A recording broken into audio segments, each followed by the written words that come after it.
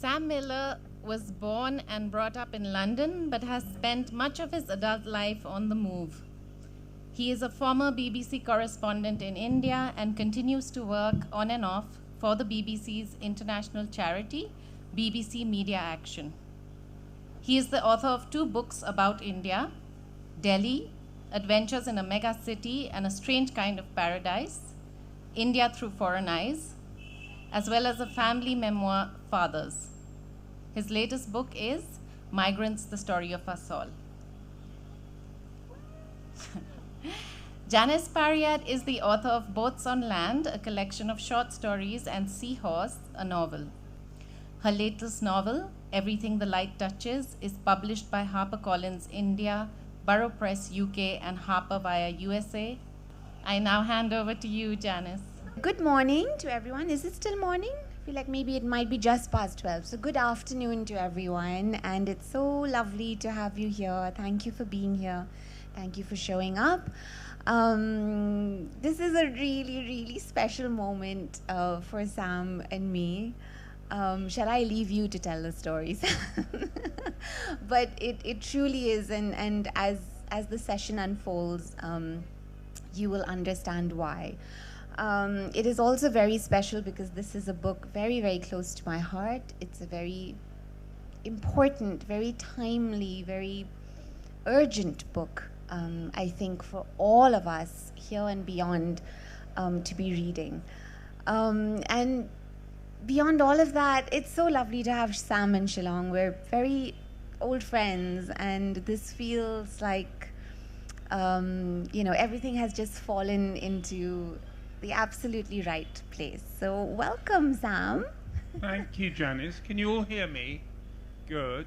Yeah, I am slightly nervous, I think, because this is actually, I've done a number of events for this book, I've done events for previous books, but this one stands out, and it stands out for a very particular reason that I'll explain to begin with. This book, it's my sort of biggest book yet, not hugely long, and it's got a few notes on the end, so it's actually shorter than it looks. But it's a very wide-ranging book. It covers many centuries and many places, every continent. There are stories from all over the world. I was just looking in the index. It runs from Afghanistan to Zanzibar. But the first place name in this book is, can you guess where? Shillong. And the reason that Shillong is the first place name in the book is because this book is dedicated in part to someone I know as the Butcher of Shillong. Now, the Butcher of Shillong, I must explain, is the person now sitting next to me. And it's not because she's bloodthirsty or anything like that. It's because she is, as well as being, if I may coin a phrase, a worm-stunningly good writer, she's also an exceptional editor. We met in a London pub about five years ago. 2018, in the 2018. summer of 2018. And we both finished our last books. We'd done our round of Lit fests, not Shillong at that time, sadly. And we were both telling each other about our possible plans, the books we had in mind. And it was that discussion that made me go for this rather than any other project. So that is why this occasion is so special. And it went on from there. It wasn't just one conversation. Janet saying to me, that's the one you should do. And you did, very clearly, and you were right. But it went on for all of those years in between of us editing each other's texts. Yeah. Previously, I'd been edited by my father, who died in 2014, and the book that followed was largely about him. Yeah. So I'd been, I think, a little lost in terms of who do I show my work to? Who do I work alongside? And the Butcher of Shillong appeared. And she gave me a very hard time back then, and that she still does, because I wrote a guidebook to India in which Shillong is barely mentioned. Yeah. And I'm ashamed of that, and ashamed that I haven't been in Shillong before. And now, through a kind of complicated chain of events, involving my old friend Mary, who I can see back there, and involving my son and his girlfriend, who is sitting in the front row here, that I'm here, and absolutely delighted to be here. I really am. Oh, and it really was this very intense couple of years that followed that conversation in the pub, because Sam would edit Everything the Light Touches, and I was editing Migrants, and at some moment we discovered that, hang on, we're possibly writing about the same thing. We're writing about stillness and movement, the need to settle and the need to wander, the need to categorize and the need to set free. And it was this rather powerful moment of realizing that we were approaching our stories and the world in very, very similar ways, but through very different books. So really, when the stars align, they really do align. But to your beautiful book, which, as I just said, is so timely, so important for all of us to be reading, to be talking about. And I'd like to begin, just to lay out some context for our audience here, I'd like to begin with your very brief definition of a migrant, right? This is what Sam offers us in the introduction to the book. And it's a definition that he borrows from a psychologist named Greg Madison. And he says, a migrant is someone who has moved from one culture to another, where the second culture is experienced as significantly different from the first, and for a sufficient duration that the person engages in daily activities and is challenged to undergo some adjustment to the new place, right? So what Sam goes on to say is that he likes this particular definition of a migrant because it doesn't bring up political borders. It doesn't bring up distance. You could sometimes move within the same city and feel like a migrant because you have experienced a drastic shift in culture. You could move within the same country, here to Bangalore, here to Delhi, and feel like you have traveled entire planets.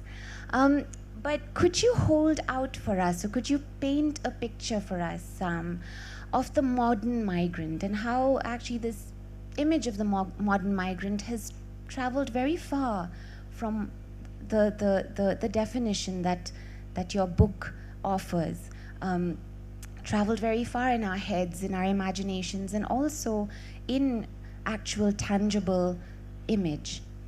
So I think the modern migrant is a much diminished concept in the sense that we've compartmentalized into lots of different types who fit into that definition. So it could be refugees, it could be migrant workers, it could be people who've retired somewhere, it could be migrant workers, and it could be expats. Those two words, for instance, are very interesting, and I write about them because an expat is usually seen as someone who tends to be white, has a high-paid job in often a developing country. But actually, if you look at it, they're no different in any fundamental way from a migrant worker. And yet those terms hide the similarity of their common experience. And I want to, in a way, try and demystify the language we use now, often, more than often, to demonize migrants. We are all migrants, or we're descended from migrants. That is as true now as it was 10,000 years ago, when agriculture begins and we first begin settling. And a recognition of that should be something that we all have. And it's a great leveler in that sense. All of these different categories, yes, they fit within the world of what a migrant might be, but in the end it's about human beings and something that we have done. We human beings have settled almost all the earth. We have reached every part of the globe. I use the example of an alien coming down to this earth and trying to categorize, as we might, or as empires might, the species they find there. And I think the first thing they would say about humans is that they're everywhere. And they would notice that our closest evolutionary cousins, gorillas, chimpanzees, they haven't moved from the part of Africa where we left them 8 million years ago. And it's important that we occasionally take that broad look at who we are and see what that might mean for us today. Mm. Your story, for example, and it's a story that we become quite familiar and intimate with in the book, because Sam writes history very interestingly, and we'll get to a discussion of that in just a moment. But your story of travel and being a migrant and a nomad, which is the word that you prefer, I think, this is also prompted by things like love and curiosity, right? This is why you set off, because in some ways your family is very settled. They are settled in London, in Livingston Street, and correct me if I'm wrong, but they didn't quite wander the globe as you have done. So is this the starting point for, the inspiration, the idea for the book, your own life, your own wanderings around the planet? Because you have lived, and it's a very long list.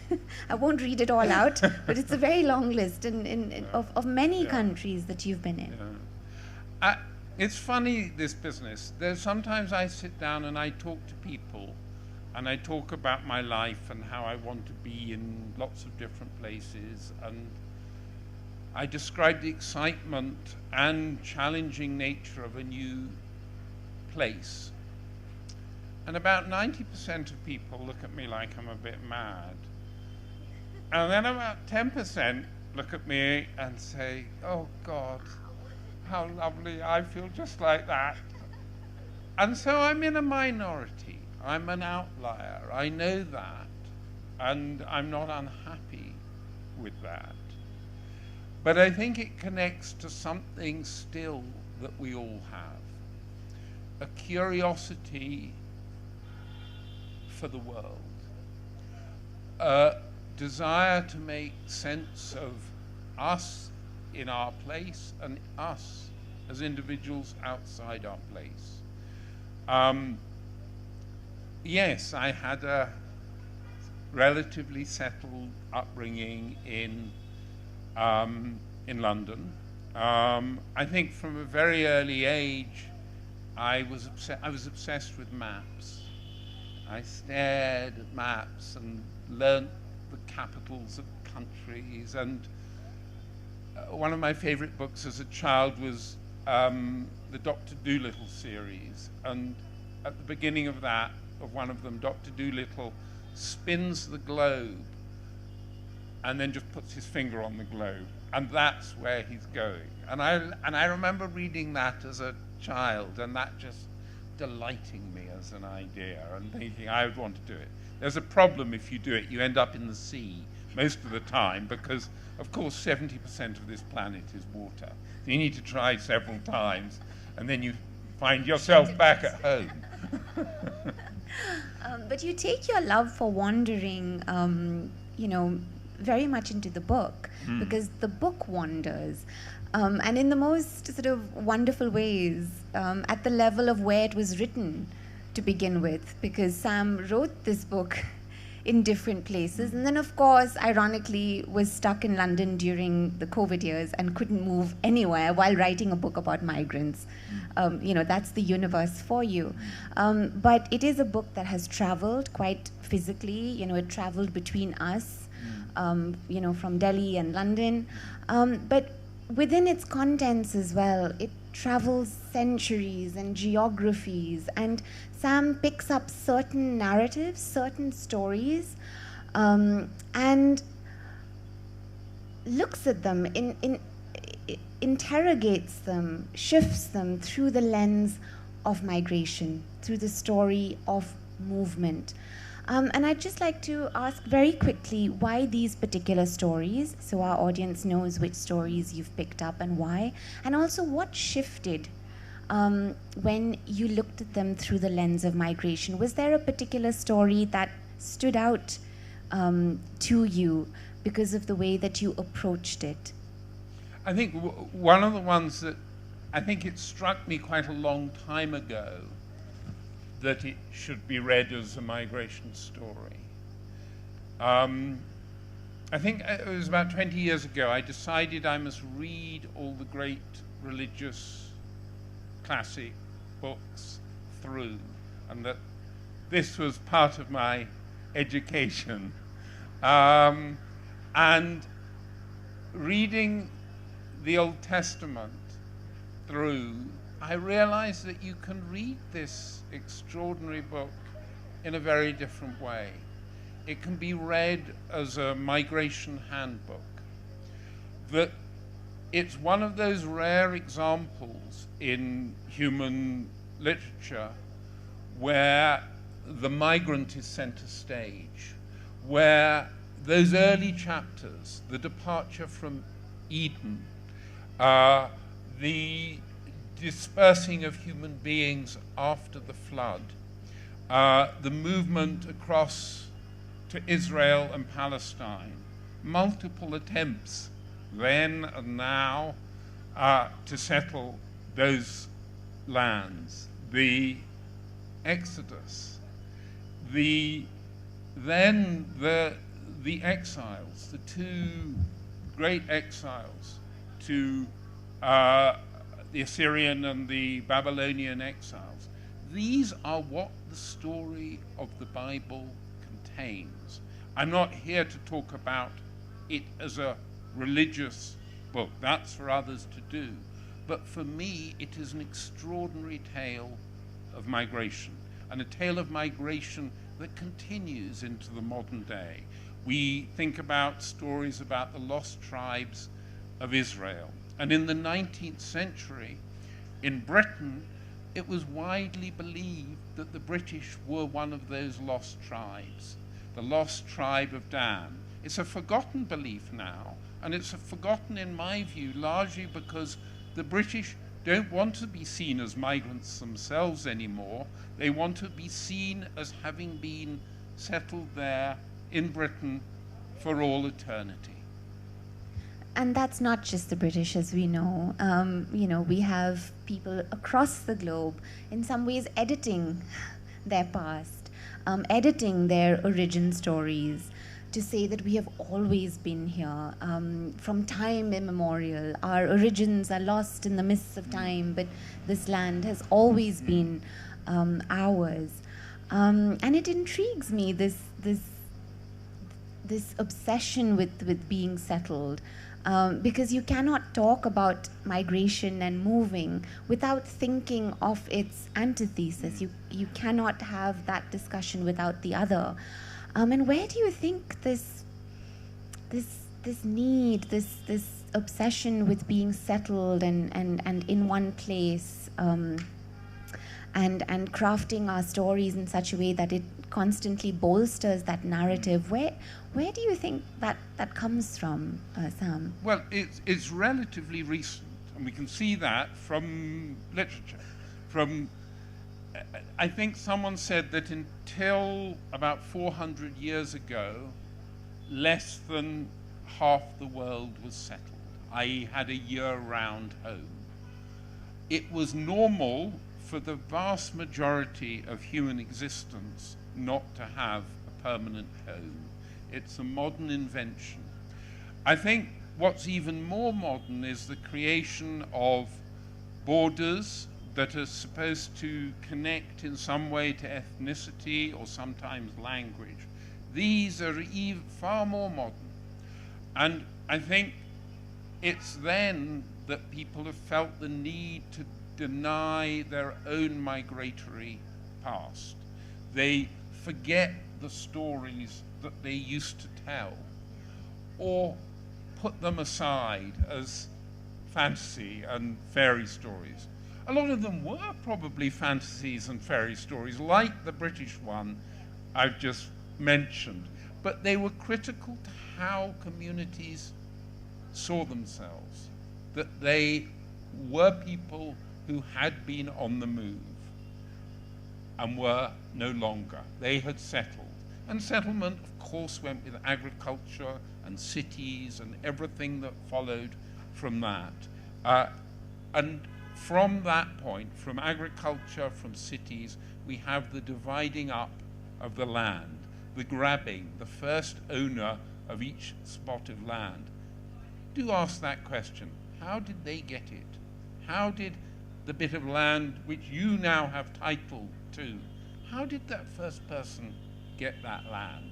We don't ask that question enough. We really don't. In fact, we were having this conversation just yesterday about, do Khasis here have stories of migration or origin myths that pertain to any kind of great migration? But, our origin myths are about us being celestial people, having come down from the heavens and, being land-bound. And then our other friend, Sam, brings up this very tiny story about how we might still have this, remnant of a memory of us Khasis coming from the Himalayas. But that story has really been lost. I'm not sure whether it's a story that we tell ourselves very often. So it does go to show that in some ways we feel as though we need to prove that we belong, that we are here, that this belongs to us, that we own it. And it intrigues me, this tussle, because and there's this lovely quote that you have on this page. Just give me one moment, where you say, here we go.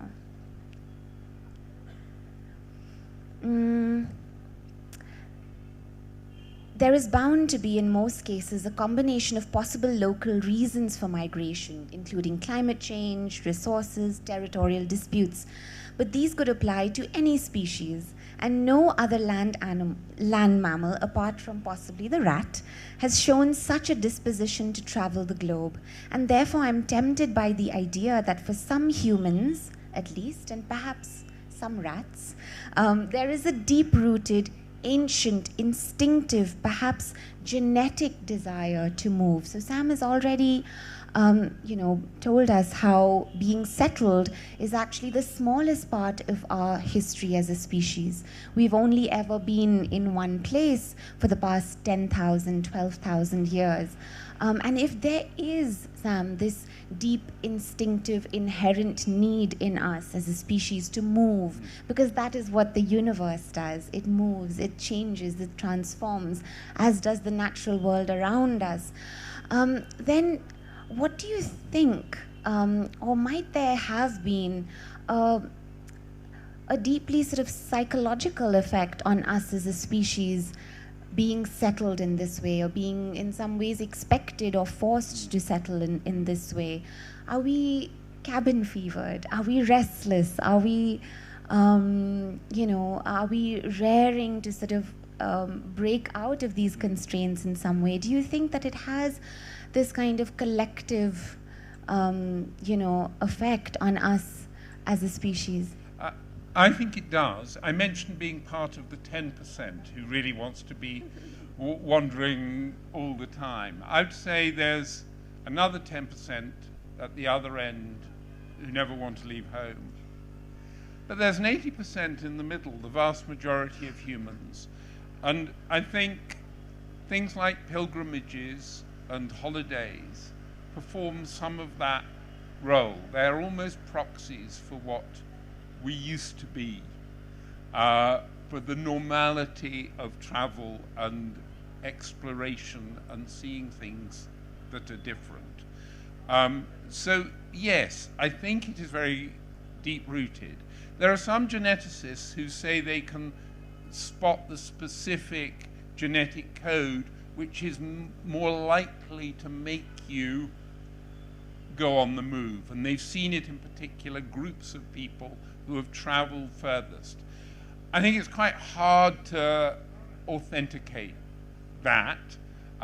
It may be that genetic discoveries will enable us to do that more, but I certainly think there is a deep-seated desire among many of us simply to be on the move. And of course, along with that, the deep desire to embed more boundaries and more borders as well, which is why I find it such an interesting and, sort of a tussle that is so at odds, right? One of the things that I particularly love about this book, and it's a trait that a lot of books that I love share, is that Migrants employs what I like to call the long perspective, right? And what is the long perspective? The long perspective is to take a particular issue that seems very pressing and very contemporary, a crisis even that seems to have cropped up here and now and is pressing upon our imaginations in a very urgent and immediate manner, and taking that issue and placing it within a really wide context, right? A very, very long perspective in a timeline of geological time, right? So if we take something like the environment, climate change, if we contextualize that within the very long perspective, we see that its roots lie perhaps, as long ago as the European Enlightenment. And what Sam so marvelously does here is he unfolds for us the various waves of migration that have constantly taken place through the history of the world, and hurls us back to a point, I don't even know how many million, billion years ago it was, that these little lobsterpedes first traveled from the sea, where all life began, onto land. And we don't know why they migrated. For love, for wanderlust. Maybe they just like the sun on their backs. But when Sam does that in this book, it really places us in a position of feeling very small, very humble, and looking at migration for what it is, a continuous story. So I love that the long perspective allows you to do this, Sam. And I was wondering, now that you've taken a look back at the lobsterpedes, does the long perspective also, offer you any tools to look into the future? Because what we see now is a lot of turmoil around land, borders, political borders, who owns what, who belongs where, who is allowed where. And it seems to, in some ways, almost be almost like a crescendo to a crisis. And I was just wondering if you could take a look into the deep future. These are stories of the past, and you've stopped at a very particular point in your book, I know. But if you could hurl us into the future, are there things that you could imagine? Are we heading to Mars? Because as a species, we really are deeply, deeply nomadic. I certainly think we're in trouble as a species, and quite a lot of people are realizing that. And some of the problems that trouble us certainly relate to migration. So in most of our lifetimes, I think we're going to see climate change cause very significant shifts in population around the world. I think there's little doubt in that the idea that people are going to stay on land that is no longer fertile, and a lot of other governments will try and keep those people out, and it's going to be very nasty unless people are realistic about migration. The other side to it, which is in a way should help the process of migration, is a recognition that in most developed countries, populations are aging and aging fast. There aren't going to be enough younger people to do everyday daily tasks. Computers, robots are simply not going to be able to do most of them. And those countries, despite what most of them say at the moment, will, for very good economic reasons, need migrants. So then it's okay, of course. Well, yeah. For economic reasons. No, and then they'll say things like you can come for 2 or 3 years, Yes. as say the Germans did in the 60s, and famously people stayed. Yes. I think there is a utopian, or rather dystopian, attitude towards migration that will become more and more apparent in the years that come. We see it already in a lot of places. The whole debate in Europe is pretty nasty, but it's also cloud cuckoo land. It's nonsense. I love this quote from, in fact, a governor of the American state of Arizona, Janet Napolitano, who I think later became an attorney general. Anyway, she said of her state, which has a long border with Mexico, she said, "Show me a 50-foot wall and I'll show you a 51-foot ladder." And, you know, forget it. You can try and manage migration. You can't stop it. If an island like Britain, separated by the freezing sea, cannot keep migrants out, what hope is there for bordered countries where there are land crossings in 1 million places? It's not possible. You can try and manage it, you can build incentives. The only real way of keeping migrants out, in my view, is to make your country so horrible that no one wants to live in it. That's what North Korea has very successfully done. You don't hear about them having a migration problem. No one wants to live there. And that, in my view, is the only way of actually implementing a successful no migrants policy. You know, speaking of bordered spaces and very densely bordered spaces brings me, of course, to here, right here, where we are, where we're having this literary festival, and of course, you know, the region around it. And I've been thinking, how does one speak about migration in a region which has been historically, you know, shaped as a frontier that has been carved and recarved in terms of its political borders, and consequently a region where, you know, local populations feel quite precarious about being marginalized, about being relegated to a minority, about demographic shifts, about loss of representation. politically, linguistically.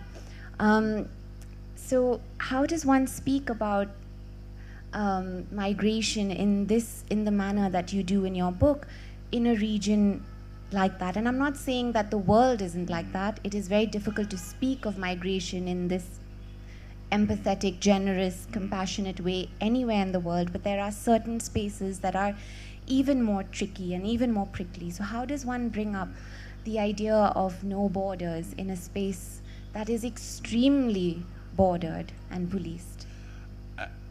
I mean, I think I don't. It's for people who live here to do so. All I'm saying is that you need to do it in a realistic sense. Janice and we went down to the Bangladesh border the other day. Exactly a week today. A week today. And part of it is heavily fenced. And then you come to a bit of a border where the river runs through, and it's unfenced. And at this time of year, the water is rather low. So anyone who wants to can move back and forth either way. In a way, my argument is governments need to be realistic about migration, and people do as well. The idea at the other extreme of holding on to the purity of a particular ethnic group, or if you look in detail, it's a chimera in the first place. It's not real. We're all, again, if you look in that deep history, we're all out of Africa, unless you don't believe in evolution. But if you believe in evolution, we're all out of Africa. The greatest ethnic diversity in the world is in Africa, not all of the rest of us who left Africa. We're from a particular group that left, or a series of groups who left. Now, what that means here is it's a very complicated situation, but that's not new. What interests me about the Northeast is it's one of those few places in the world where you get 4 different major language families meeting. And that means that you have all been dealing with these problems for a very long time. Not always brilliantly, but you've been dealing with it. And it's actually much more complicated than the situation in Europe because of that. Northeast China is another similar area where you get several completely different language groups. And that's important, in my view, because it means there's no continuum of language. You can build a continuum with mixed languages between, say, Khasi and Garo, as I've learned, but they're fundamentally different language groups. Actually, you can walk from Persia, from Iran to Assam, and it's a continuum. It's very hard to actually say when one language ends and another doesn't. But when you get to the Northeast, you're suddenly in different territory because of all of these different language groups. Yeah. Could we have you reading from your book, from a yeah? Yeah, I'll do that. So one of the things that's interesting is who tells the story of migration as part of their foundation myth. Now, the country that doesn't at all disguise those migration myths, they're proud of them, is obviously America. America plays with a series of different foundation stories, and I talk about some of those, and they're almost competing foundation myths. Now, this is a short reading. I heard someone say earlier, oh God, it's terrible when authors read That's from Rohan their books. sitting But right this, there. Listen to this, listen to this. Don't switch off because I'm reading, because it's interactive. This, listen to this. Don't switch off because I'm reading, because it's interactive. This, listen to this. Don't switch off because I'm reading, because it's interactive. This, listen to this. Don't switch off because I'm reading, because it's interactive. I need an answer for you. And if you know the answer already to this, don't speak out. But if you do, tell me at the end. Try this. Sorry, glasses needed. Try this. Tell a friend the story of Joseph Kearney, for he was an Irishman, a middle-aged shoemaker in the tiny village of Moneygall in County Offaly, born and brought up there in the late 18th century. And like hundreds of thousands of other people from Ireland, Kearney migrated to America during the Great Famine, settling in the Midwestern state of Ohio. Once there, he sent back home for his family, his wife and 3 children, and they all came to Ohio and became citizens of the USA in the days when it was easier to do such things. Joseph Kearney died an American. Now, tell your friend that a descendant of Joseph Kearney of the Irish village of Moneygall became President of the United States. And then ask your friend to guess the name of the president. Do any of you have any ideas who that president might be? Joe Biden? Joe Biden. Anyone else? Anyone else? Come on. Any American presidents might be descended from an Irishman? Just to let you know. Okay. Reagan, did I hear? Anyone else? None of those are right so far. I love that we know no US presidents.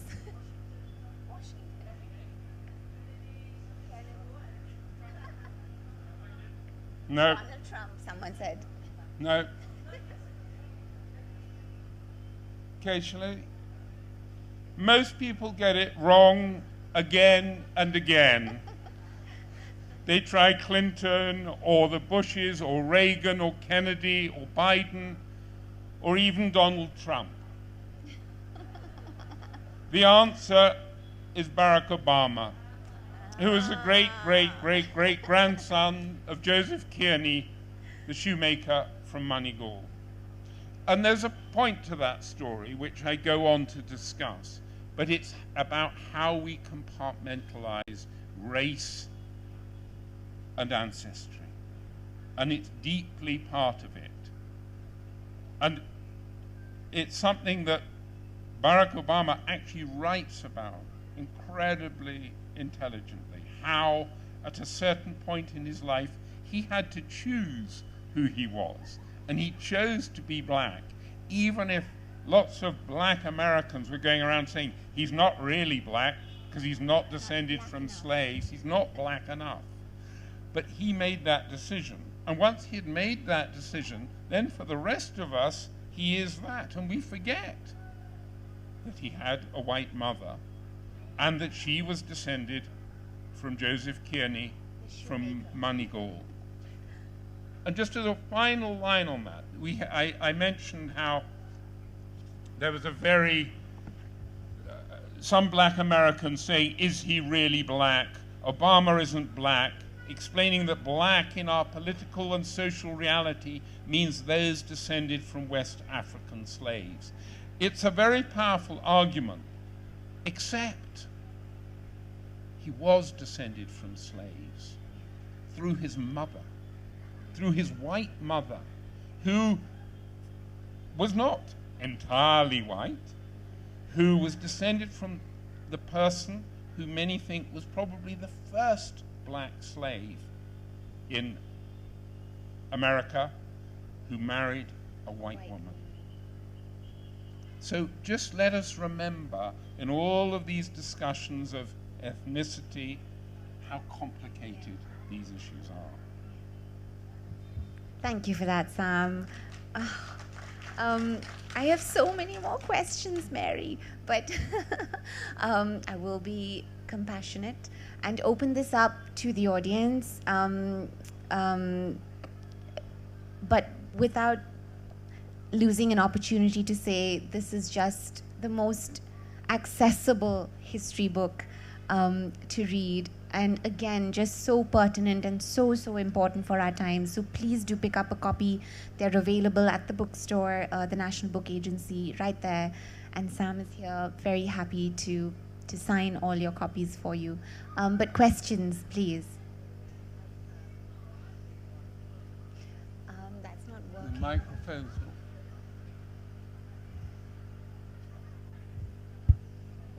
That was a great session, and I just want to share two things. I'm a daughter of a migrant who came from Sylhet, and of course my mother's Khasi, very traditional family. And now I'm a migrant in Dehradun. But I just feel wonderful that I have this fluidity, you know, I inherited this fluidity, and I enjoy it very much.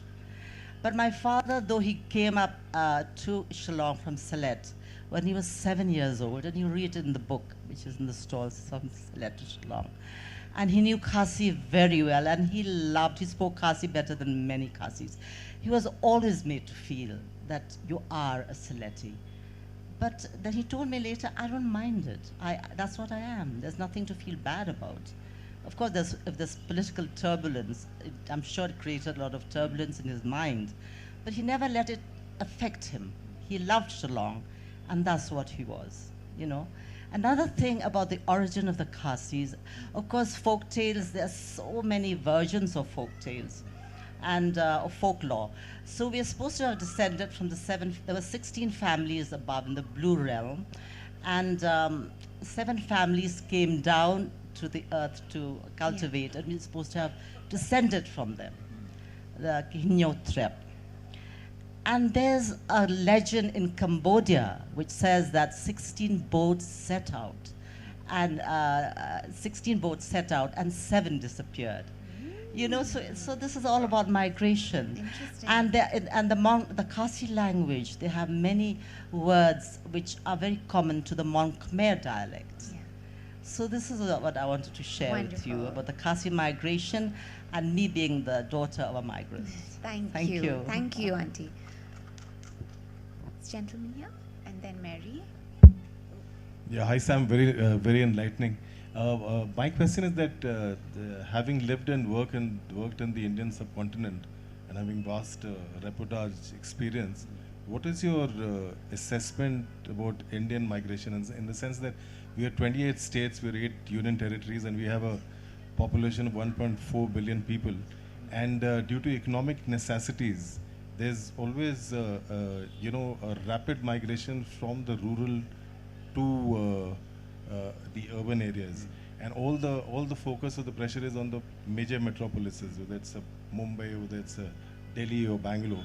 So what is your and you would have the migration crisis really, the migrant worker crisis really came full bloom during COVID. You'd have seen. I mean, they had gone. So what is your assessment, and what do you think is the solution to this? Because everybody just wants to move to the urban areas, and nobody is, you know, second. Yeah. Well, you need first of all to make rural economies function better. That's part of it. But I also think you can't stop them, and you need to be realistic about them. My first book was about Delhi, and it was very much exploring how successive administrations had behaved as though it was a city of 1 million, when it was by then a city of 20 million and is now a city of 30 million. And that's why so much went wrong with Delhi. It was a failure to be realistic. A very quick question from Mary. We can't Can't deny. say no We to can't, Mary. yes, we can't say no to Mary. Thank you. Sam, I received the book on Monday, so I haven't read it, full disclosure. But the title, Migrants, a Story of Us All. And I think today, in today's world, this idea of migration, there is a privileged story, and then there are those that is the exact opposite of that. Have you spoken about that in your book? So I've deliberately avoided